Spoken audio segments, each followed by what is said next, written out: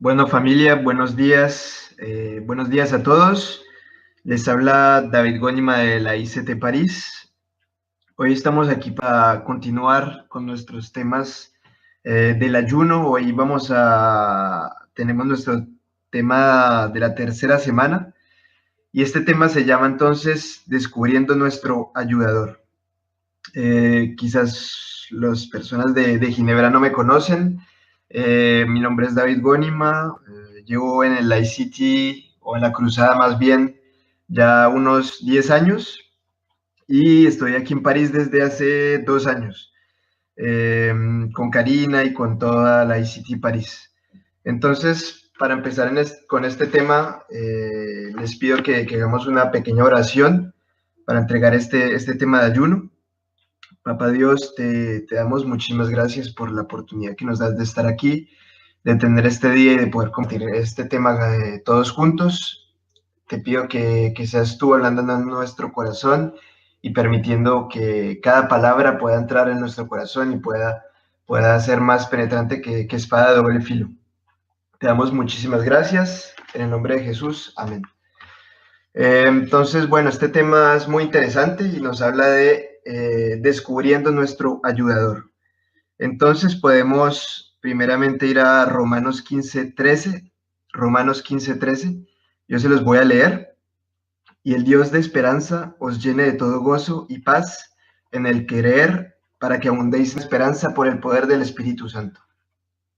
Entonces, ¿quién es nuestro ayudador? Primero, para descubrir quién es el Espíritu Santo, debemos empezar a conocerlo y saber quién es, porque ¿cómo podemos descubrir cómo Él nos puede ayudar si no lo conocemos? Entonces, tenemos que entender que al recibir a Jesucristo como Señor y Salvador, y como imagino que todos aquí lo hemos recibido, recibimos igualmente el Espíritu Santo. Es decir, que el Espíritu Santo está y habita en cada uno de nosotros, en cada creyente. No significa que porque, por ejemplo, no seamos líderes o no tengamos discípulos, no significa que el Espíritu Santo no esté en nosotros. Igualmente, si por ejemplo no nos estamos congregando o llevamos 2 años, 3 años sin ir a una reunión, eso no significa que el Espíritu Santo no está en nosotros. Entonces tenemos que entender que es una experiencia que es obviamente por la fe. Es decir, que por fe creemos que recibimos al Espíritu Santo a través de Jesucristo. Entonces, primer punto que vamos a ver en este tema es: nuestro ayudador no nos deja solos. Entonces, pueden buscar en sus casas y pueden leerlo ustedes. Juan 14, 17 al 18. Entonces hoy, y sobre todo acá en Europa, nos damos cuenta que la soledad es una de las grandes dificultades y problemáticas del siglo XXI. ¿Por qué la soledad? Porque la soledad, ¿qué significa la soledad? Significa tener una impresión de desamparo. Desamparo, es decir, inseguridad, muchas veces inferioridad, ineptitud. Es decir, nos sentimos solos y sentimos que nadie está con nosotros, todo el mundo está contra nosotros y muchas veces en algunas circunstancias sentimos que estamos totalmente solos. Y una cosa que de pronto nosotros confundimos es la soledad. No tiene nada que ver con el estar en compañía de otras personas, porque muchas veces podemos estar cerca de nuestra familia, tener muchos amigos, vernos con gente todos los días y aún así vamos a sentir esa sensación de soledad y abandono. Por eso tenemos que entender que esa sensación y esa soledad es más que física, es espiritual. Y entender que el Espíritu Santo nunca nos deja solos. Es decir, tenemos que entender que Jesús cuando se fue y le dijo a los discípulos, me voy, pero les dejo al Espíritu Santo, eso mismo hoy se puede aplicar. Es decir, que el Espíritu Santo nunca nos va a dejar solos, nunca nos va a abandonar. Aunque a veces sintamos, y es normal que a veces uno pueda sentir una sensación de abandono, se pueda sentir quizás triste, entendamos primeramente que el Espíritu Santo está con nosotros en todo momento y en todo instante. Entonces ese es nuestro primer punto, que nunca estamos solos. El segundo punto, entonces, que podemos trabajar es el Espíritu Santo debe morar en el Hijo de Dios. Entonces aquí viene una diferencia que quizás muchas veces no la hemos entendido, y es que una cosa es morar y otra muy distinta es habitar.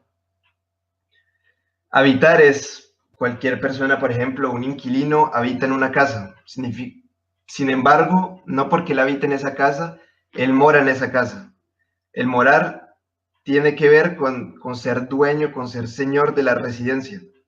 Y entonces el Espíritu Santo muchas veces habita en nuestra vida, muchas veces sabemos que el Espíritu Santo está ahí, ya entendimos que nunca estamos solos, pero no le hemos dado ese puesto y esa importancia que el Espíritu Santo necesita. ¿Por qué? Porque es que el Espíritu Santo no está en nuestra vida solo para habitar o solo para tener acceso a algunas partes de nuestro corazón o de nuestro cuerpo, de nuestro ser. Él quiere ser señor y dueño de la residencia, por así decirlo. Entonces, podemos tomar el ejemplo, por ejemplo, de un inquilino, de una persona, por ejemplo, al que alquilamos un cuarto, y aunque esa persona vive con nosotros, vive bajo el mismo techo, nunca le hablamos, nunca comemos con esa persona, a duras penas la saludamos, y muchas veces eso nos pasa con el Espíritu Santo. Es decir, sabemos que está ahí, pero no le hablamos, no lo buscamos, ni siquiera le pedimos que nos ayude en cada una de las situaciones que tenemos diariamente. Y entonces tenemos que entender esa parte, que debemos empezar a dejarlo morar en nuestra vida. Que cada detalle, que cada cosa entendamos que él quiere apropiarse de esos detalles, y muchas veces el problema es que nosotros no le dejamos. Entonces podemos, por ejemplo, leer el versículo Romanos 8:9. Entonces, Romanos 8:9, que dice: mas vosotros no vivís según la carne, sino según el Espíritu, si es que el Espíritu de Dios mora en vosotros, y si alguno no tiene el Espíritu de Cristo, no es de él. Entonces, aquí nos habla de que el Espíritu Santo mora en vosotros y en cada persona que ha recibido a Jesucristo como Señor y Salvador. Entonces, entendamos igualmente que somos templo del Espíritu Santo, que el Espíritu Santo quiere usarnos, quiere trabajar con nosotros en todo nuestro ser, pero tenemos que permitirle al Espíritu Santo que more en mi vida más que solo habitar. Pasamos entonces a nuestro tercer punto, que es las áreas de responsabilidad y las áreas de intimidad. Entonces, esto es muy importante porque muchas veces le permitimos a Dios actuar y obrar en algunas áreas de nuestra vida, por ejemplo, nuestro estudio, nuestra familia, nuestro trabajo, nuestro salario, nuestro proyecto. Si, por ejemplo, vamos a pedir un aumento, entonces ahí le vamos a decir al Espíritu Santo: ayúdame en esta parte, ayúdame a tener gracia, a tener sabiduría. Y eso está muy bien, en confiarle esas áreas de responsabilidad al Espíritu Santo. Pero ¿qué pasa con nuestras áreas de intimidad? Ahí es donde nosotros no le entregamos al Espíritu Santo esas cosas, sino que preferimos guardárnoslas porque sabemos porque no se las comunicamos a nadie, porque nadie conoce. Son esas áreas oscuras que muchas veces tenemos en nuestra vida y que no las dejamos, no las mostramos ni siquiera a nosotros mismos muchas veces. No conocemos esas áreas y no hemos ido hasta profundizar qué nos está pasando en esas áreas. Entonces, muchas veces es muy fácil decirle al Espíritu Santo: ayúdame en esto, en esto, en esto, pero en esta parte no, en esta parte yo me la quedo para mí mismo, esto soy yo el que decido qué hago. Y entonces, ¿qué vimos? Que el Espíritu Santo tiene que morar y no solo habitar. Entonces, el Espíritu Santo quiere sobre todo llegar a esas áreas que nos cuestan más, donde tenemos realmente debilidades, porque en nuestras fortalezas el Espíritu Santo realmente no tiene nada que hacer, porque ya nos va bien, por ejemplo, la persona que da el diezmo, por ejemplo. Entonces el Espíritu Santo no tiene que trabajar en esa área, porque nosotros lo hacemos, porque nosotros ya entendimos la importancia. Pero, por ejemplo, si, por ejemplo, el amar a otros, entonces ahí es una debilidad que yo tengo y muchas veces le decimos al Espíritu Santo, en esa área no te permito que la toques y eso tenemos que cuidarnos de llegar a eso y empezar entonces a decirle al Espíritu Santo que Él también empiece a trabajar en esas áreas de intimidad que nos cuestan tanto y que muchas veces son las que nos roban la paz que Jesús vino a darnos y que nos quiere dar todos los días. Entonces, en esas áreas que el Espíritu Santo quiere actuar y muchas veces nosotros no le dejamos actuar porque sabemos que el Espíritu Santo no va a actuar como nosotros y no, porque no es como nosotros, no es algo humano, no es en la carne. Entonces, muchas veces tenemos miedo de que si le entrego al Espíritu Santo esa área, pues, ¿qué voy a hacer? Entonces, voy a tener que dejar de hacer tal negocio pues no quiero dejar porque eso es lo que me permite vivir. Entonces, sabemos que el Espíritu Santo, si lo dejamos entrar a esas áreas, pues va a empezar a orar y va a empezar vamos a empezar a ver las cosas diferentemente y eso muchas veces nos da miedo. Entonces, ¿qué es lo importante aquí? Que pensemos en una o dos áreas de intimidad de nuestra vida que nos cuestan, que nos han costado quizás siempre. Y de aquí a 2019, por ejemplo, le digamos al Espíritu Santo, eh, ayúdame en esta área específica, yo te dejo entrar en esta área específica, ayúdame, te entrego esta área para que tú trabajes, para que tú me formes. ¿Y por qué de 2019? Porque no solo se trata de decirle al Espíritu Santo por ejemplo, una alabanza o en la noche que estamos haciendo una vigilia, te entrego esto y ya, y al día siguiente no continúe trabajando esa área, no, tocas con disciplina y es un proceso. Es un proceso, el entregarle esas áreas de intimidad al Espíritu Santo es un proceso y tiene que ser todos los días. Entonces, por ejemplo, aquí en 2019 pensemos en una área particular, una área de intimidad que yo quiero trabajar y que quiero mejorar y que quiero entregarle al Espíritu Santo. Entonces, todos los días de aquí a 2019 voy a orar al Espíritu Santo en base a esa área que quiero cambiar y que quiero mejorar. Y veremos entonces que en el proceso y en la disciplina de buscarlo, de pedirle por esa cosa específica que estamos anhelando, el Espíritu Santo va a comenzar a orar y va a comenzar a trabajar y vamos a empezar a ver ese cambio. Y entonces cuando empezamos a pensar de esa manera y cuando empezamos a ver las cosas de esa manera, empezamos a caminar hacia la madurez espiritual. Y la madurez espiritual muchas veces la confundimos y lo vemos como algo muy religioso, en el sentido de que pensamos que el líder, solo el líder, por ejemplo, solo la persona que tiene dones espirituales o la persona que sabe predicar mejor, pensamos que son esas personas las que tienen realmente madurez espiritual y es totalmente falso. Es decir, que no es una persona que tiene dones espirituales, que habla en lenguas, significa tiene madurez espiritual. La madurez espiritual es más profunda que solo cosas que se pueden ver físicamente o que se pueden exteriorizar. La madurez espiritual es empezar a entregarle al Espíritu Santo y empezar a, a que ese yo interno empiece a mermar para que Jesús pueda empezar a tomar ahora nuestra vida y es entonces decidir en nuestro corazón el entregarnos a Él directamente, entregar nuestro corazón, nuestro cuerpo, nuestros pensamientos, nuestras metas y sueños también. Entonces es decirle no más a la carne, no más a seguir viviendo bajo la carne, sino yo me decido a vivir bajo el espíritu. Entonces ya no son emociones o sensaciones o decisiones humanas, sino que yo tomé la decisión, le pido al Espíritu Santo que me ayude, pero para llegar a esa madurez.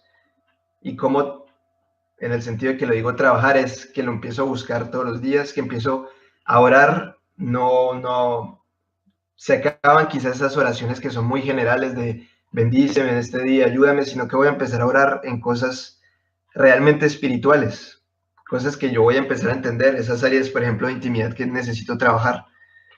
Y entonces vamos a empezar a ver un cambio en nuestra vida con disciplina y el Señor va a poder obrar en nuestra vida y esos cambios se van a empezar a ver. Entonces, yo tengo que elegir la vida en el Espíritu. Entonces, lo pueden leer en sus casas. Romanos 7 y 8 son versículos que son muy interesantes y a veces complicados, pero pues tómense el tiempo para leerlos, para escudriñar esa palabra, para entender muchas de esos versículos que son muy importantes. Entonces tenemos que elegir la vida en el Espíritu.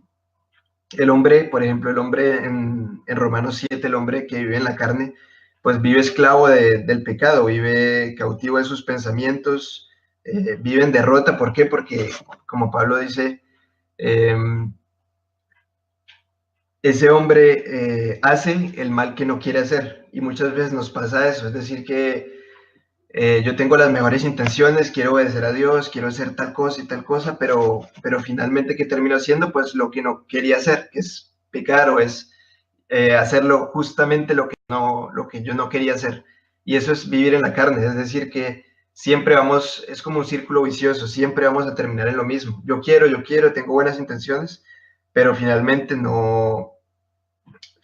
termina siempre en lo mismo y terminamos pecando. Entonces, eso es vivir en la carne. Vivir en la carne es tratar de cambiar bajo mis propias fuerzas, tratar de dejar a un lado, yo quiero cambiar mi indiferencia, por ejemplo. Entonces, trato de cambiar mi indiferencia, pero bajo mis fuerzas. Y eso no va a llegar a ninguna parte. Entonces, tenemos que vivir como el hombre de Romanos 8. Es decir, una persona que ya no vive según lo que el mundo, lo que la carne dice, sino que vive bajo el Espíritu. Entonces el Espíritu que va a empezar a orar, que nos va a llamar ya no para las cosas del mundo, sino para las cosas del Espíritu, que ya no va a ser, esa obediencia no va a ser fruto de esfuerzos humanos o de sensaciones o de emociones, sino de un poder espiritual que viene del Espíritu Santo. Y entonces, ¿qué podemos vivir de esa experiencia? Es que vamos a empezar a ser más que vencedores, que vamos a ir de victoria en victoria, que vamos a empezar a mejorar y a crecer espiritualmente y vamos a ver cómo Dios nos va a empezar a utilizar, que no solamente, por ejemplo, en el distrito en el que estamos, sino en todo lo que hacemos, que ya empezamos a vivir realmente como Jesús vivía. Jesús enseñaba a sus discípulos, pero él mostraba el ejemplo. Él vivía y la gente veía en él directamente lo que él enseñaba. Entonces, vamos a empezar a dar ejemplo y esa es la mejor forma de ganar también, por ejemplo, las personas que acá en Europa las personas no las ganamos hablando, con discursos, sino las ganamos con ejemplo. Y cuando el poder de Dios y el poder del Espíritu Santo se ven reflejados en todo lo que hacemos. Y entonces la persona, por ejemplo, los franceses, que son también muy de racionalidad, por ejemplo, ¿qué pueden decir contra algo que es imposible? Contra algo que es real, y eso es a lo que tenemos que llegar nosotros, es no tantas palabras, sino más bien realidad que estamos mostrando y qué ejemplo estamos dando. Y entonces, como para concluir, ir terminando, es que tenemos que entender que tenemos una herencia, un linaje y un legado, que esa herencia viene desde Abraham y que se cumple en Cristo. Y que nos dio Cristo, qué regalo nos dio, fue el Espíritu Santo, que es el regalo más grande para un hijo de Dios, que es a través de su fe, creer que el Espíritu Santo está en nosotros. Entonces, el entender que tenemos al Espíritu Santo, no tenemos a cualquier otro espíritu cualquiera, sino es el Espíritu Santo, es que no es cualquiera. Y cuando entendemos que es el Espíritu Santo el que está en mí, pues yo ya no puedo seguir viviendo de la misma manera, no puedo seguir actuando de la misma manera. Y muchas veces nos preguntan aún la gente que no conoce, nos dicen, Pero ¿cuál es la diferencia entre un cristiano y alguien que no conoce, que no es cristiano, por ejemplo? Y entonces muchas veces nosotros sabemos que somos hijos de Dios y todos somos pues criaturas de Dios, pero el recibir a Cristo a nosotros nos hace diferentes y nos hace tener algo más. No significa que entonces voy a ir a la calle y me voy a creer, entonces, yo tengo el Espíritu Santo, soy mejor que vos. No, no se trata de eso, pero sí se trata de entender que que yo ya no estoy solo, que tengo el Espíritu Santo y que el Espíritu Santo no es cualquiera. Es decir, que yo sí soy diferente, que yo tengo algo más, no porque yo sea mejor, sino porque es el Espíritu Santo que está en mí y eso es diferente, y eso se tiene que ver en nuestra vida. El poder del Espíritu Santo, la fuerza del Espíritu Santo.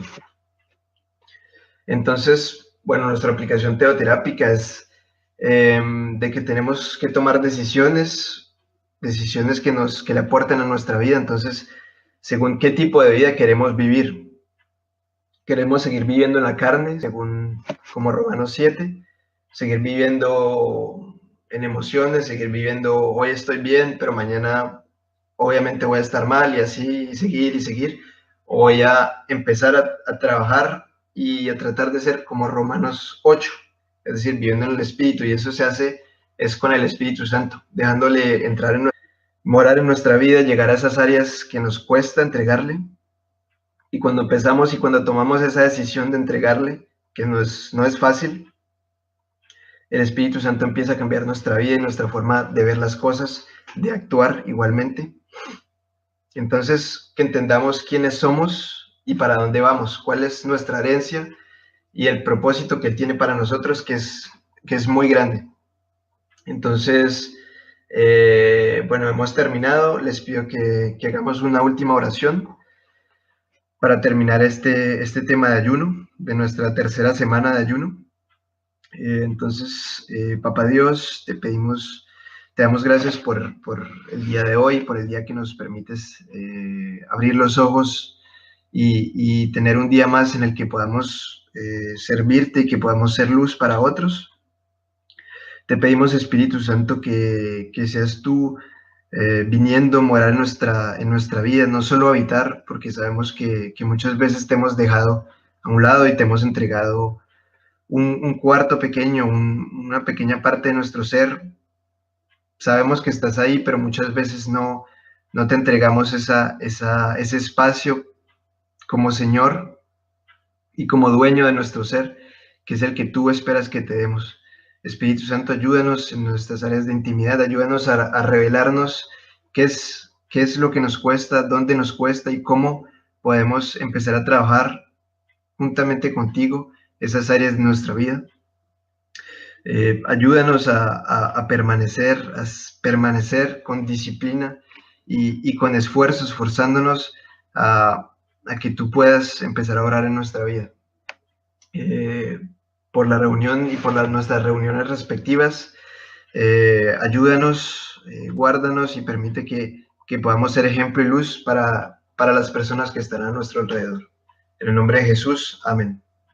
Bueno, pues nuestro ayuno ha terminado. Muchas gracias por escuchar y que Dios los bendiga mucho esta semana.